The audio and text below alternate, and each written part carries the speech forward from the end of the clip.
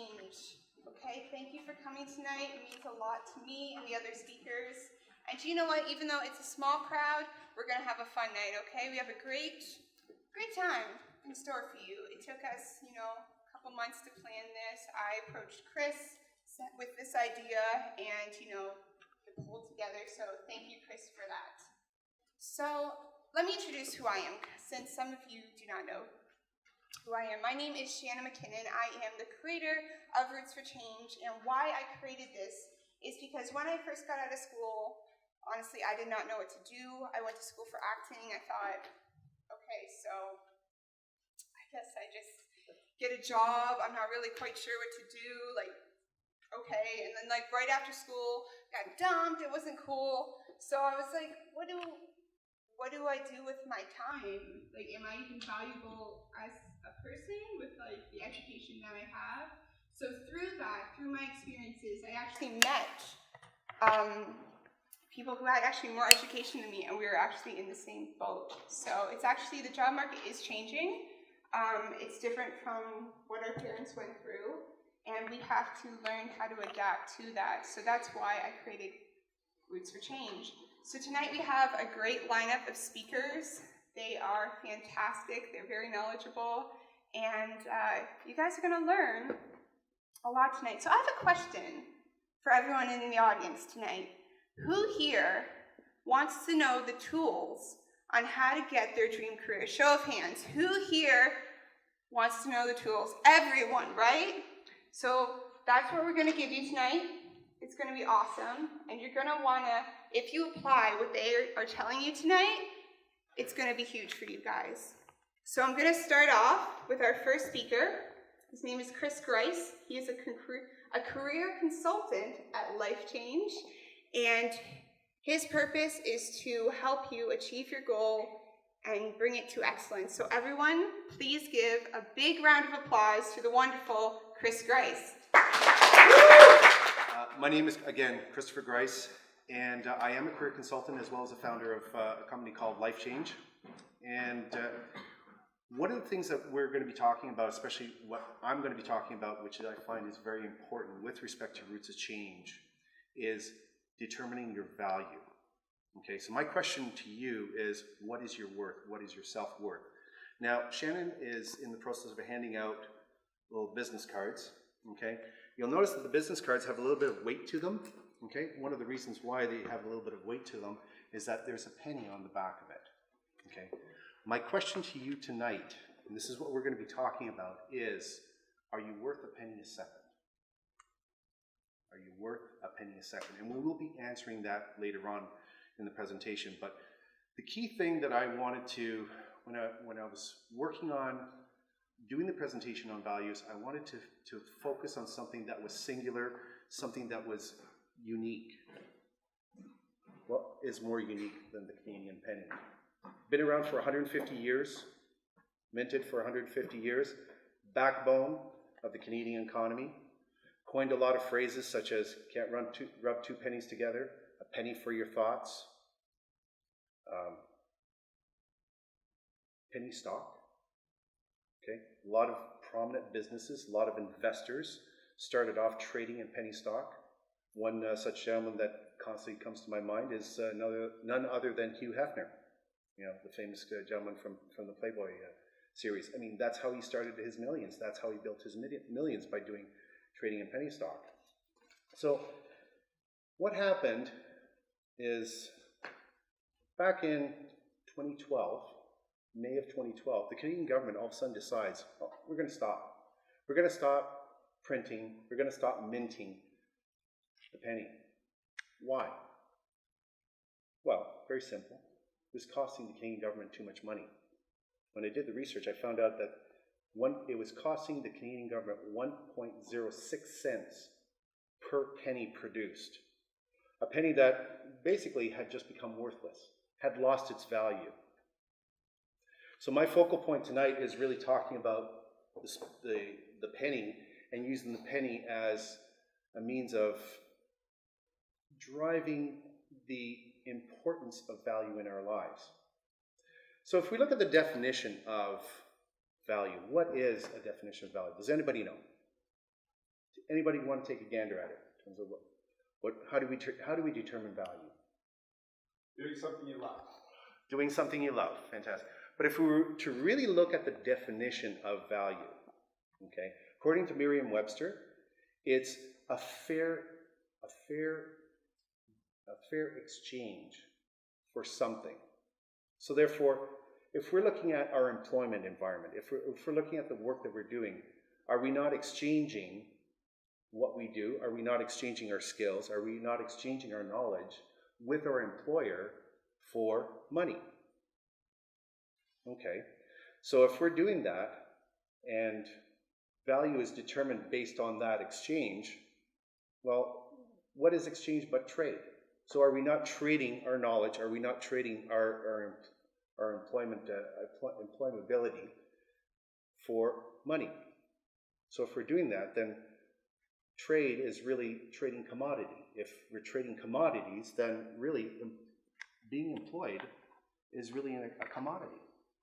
So the sooner that we start to realize that being employed, or hang on a second, the thought that I wanted to drive home is that the sooner that we begin to realize that we're nothing more than a commodity traded on the employment market, the sooner we start to realize the importance of value in our lives. And that's the true message that I'm pushing home tonight to each and every one of you, is that every time you look at the penny, I want you to start thinking about how much of a value do I bring to my world, to my environment, to my employment. Okay. How do we gain value? So now that we've determined that we're developing our values, that we're going to be using our values as a form of exchange, how do we gain it? How do we bring it out of within ourselves to be able to be used elsewhere? One of the key areas is through experience. But how do we get experience? How do we develop experience? Okay. 4 key areas. Family, personal. Any kind of personal engagement that you have, whether it's personal friends, whether it's family, whether it's acquaintances, those are the people that really start to build the value within you. So my message to each and every one of you tonight is, when you're building value within yourself, surround yourself with positive people. Surround yourself with people that are going to bring out your positive value, that are going to enhance your value, make you a little bit more marketable, make you a little bit more recognizable. Number 2, education. I cannot stress that enough. Education is paramount to developing your value. If you cannot spend at least 15 minutes of your time, and as a matter of fact, that is my challenge to each and every one of you from now until the end of time. Take at least 15 minutes of your day, learn something. Learn something, watch something, read something, pick somebody's brain, whatever it takes. But hone the skills that you currently have within you. If you've fallen in love with the camera, then develop a knowledge for the camera. Learn about it. Okay, that adds value, and by adding value, makes you more sought after and more recognizable. Okay, employment. Employment's another area where we develop value. So, for example, if I were to compare myself, I'm a career consultant, but if I were to compare myself to a truck driver who's got 15 years experience, there's absolutely no way. I don't have the value that a truck driver has, especially if we're going after the same job, which is driving an 18-wheeler. I would love to drive an 18-wheeler. I've always dreamed of driving an 18-wheeler, but if I were to compete for that particular job, definitely the truck driver would win over me. Okay. So the amount of time that you spend in terms of honing your skill sets, in terms of honing your knowledge and developing your knowledge builds value. By building your value, it builds recognition. Number 4, volunteer. I cannot stress that enough. And I know I've been saying stress, probably because I'm stressed already. Can't stress it enough. No, it's so important. Volunteer your time. 1 hour, 2 hours, 3 hours, whatever it takes, but get out there and help somebody in the community. Make a difference in the community. Join an organization. Join a not-for-profit organization. Even if you just spend 1 hour. Believe it or not, right now retirement homes are just pleading for volunteers. Pleading for volunteers to spend time with the elderly. Why? Because they feel so undervalued. Just by spending 15 minutes with an elderly person can make a world of difference for them. But at the same time, it's a benefit for you, because then you get to learn their secrets, you get to learn their experiences, they get to share their value with you. That is so key and that is so important. If you really truly want to increase your value within your world today, make yourself more competitive, really focus on education, really focus on volunteer employment, okay? But also building your personal circle, friends and colleagues and family.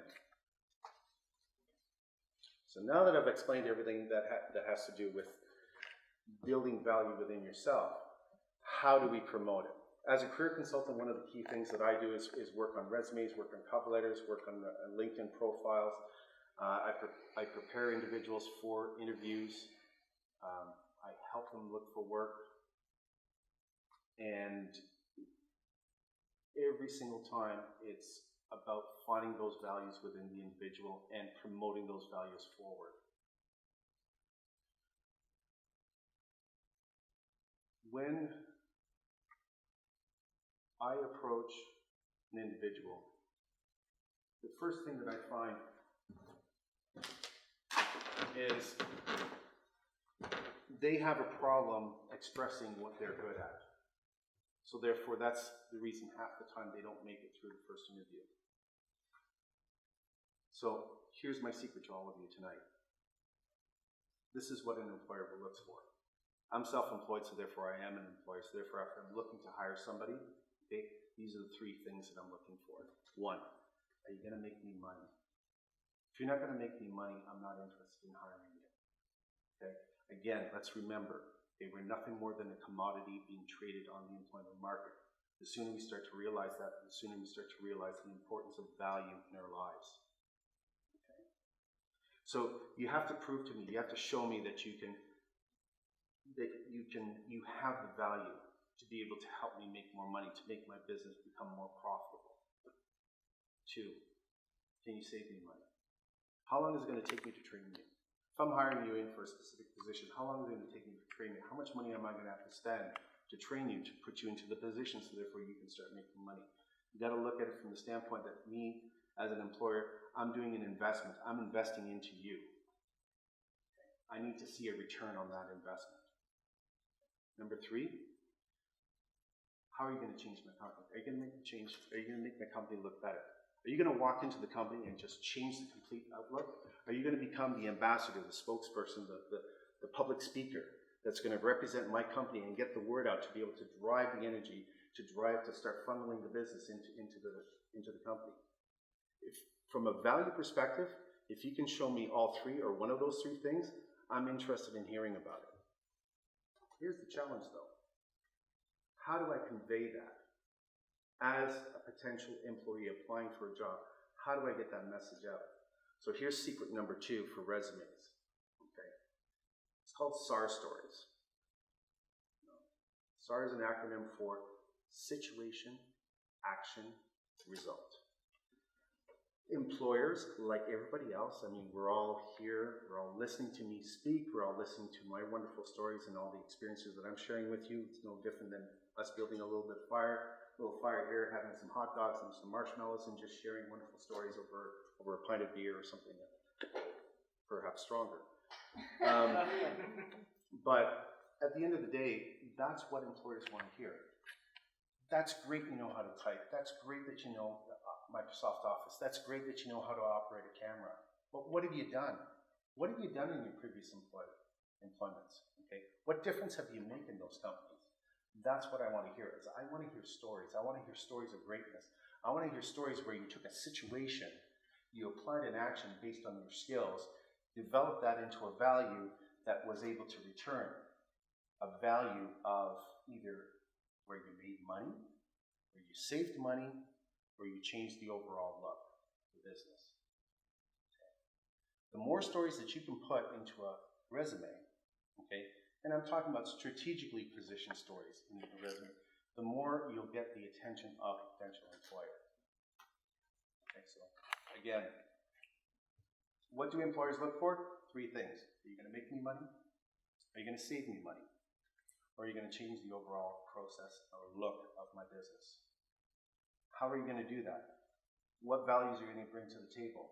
What experiences do you have that you're going to be able to bring to the table and share with me to show that you are worthy of this position? SAR stories. Situation, action, result. So I've got a couple examples, and I'm just going to quickly read off. No more than 3 or 4 lines. That's it. It's nothing really, really complicated. It does take a little bit of wordsmithing, but at the end of the day, it's all about getting the message across. So quickly ascended into a bilingual customer service role within the mortgage insurance industry. Received a 98% customer satisfaction rating in the first month of employment. So what does that tell you? Bilingual. Well, that's a value. So guess what? If you can speak multiple languages, you're better than half the crowd that's already applying for the position. Customer service. Oh, so you must have some experience in customer service, speaking on the phone and all that. You probably have a great demeanor. You know how to engage individuals over the phone, calm them down, share a few jokes, maybe flirt with them a little bit, get them comfortable. Okay, but most importantly, you have some knowledge in the mortgage insurance industry. Okay, maybe it's something that I'm looking for. Maybe it's a specific project that I'm working on. So again, it's about bringing that type of information in a situation so you're quickly ascended, so which means didn't have to spend a lot of time training you. Customer service, you've already got the experience in that. Mortgage insurance industry, you've already got the experience in it. But the most important thing is that you already received a 98% customer satisfaction rating. Okay, if I'm looking for people to fill that particular role, I'm probably going to be spending more time focused on you than anybody else. Why? Because you've been able to show me the proof of the pudding. It's great that you know how to use the phone. It's great that you know how to use the computer, but you got to show me something that's tangible. You got to show me something that's different. You got to show me the value. I'll give you one more. Developed and implemented a 3-week training program for new recruits, reducing employment turnover by 51% at a savings of $55,000 annually in training costs. These are actually out of resumes that we worked on. So what does that tell you? Well, self-starter, developer. Saw the problem, addressed the problem, developed a 3-week training program. Probably there was no training program there before. So as an employer, I'm interested in this because maybe I don't have a trainer. So maybe I need somebody who's not only a customer service agent, but also can maybe moonlight as a trainer. Guess what? I've just saved a whole bunch of money. Again, you've got my attention. You're bringing the value to the table.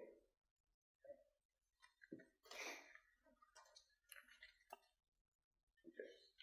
So once again, how do we get the message out? Okay, situation, action, result.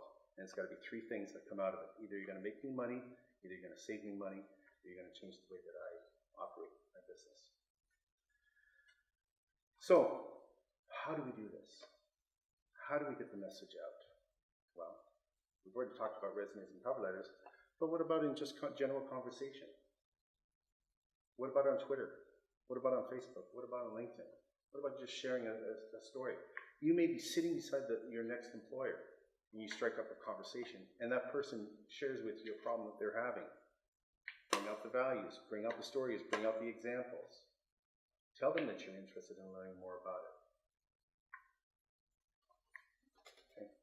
We're going to get back to the question that I had for each and every one of you at the very beginning, which is, are you worth the penny cent? Remember, we were using the penny as the focal point, we were using the penny as the unit of measurement. Are you worth the penny cent? So, you already know the first answer. In 1 minute, how much am I making? Anybody want to gain it? 60 cents. Thank you very much. All right. Whew, tough crowd. Tough crowd. Tough crowd. Okay, in 1 hour. This is a little bit tougher. So in 1 hour, in 60 minutes, how much? How much? $3.60. All right. And in 1 day? So 1 day being based on 7.5 hours.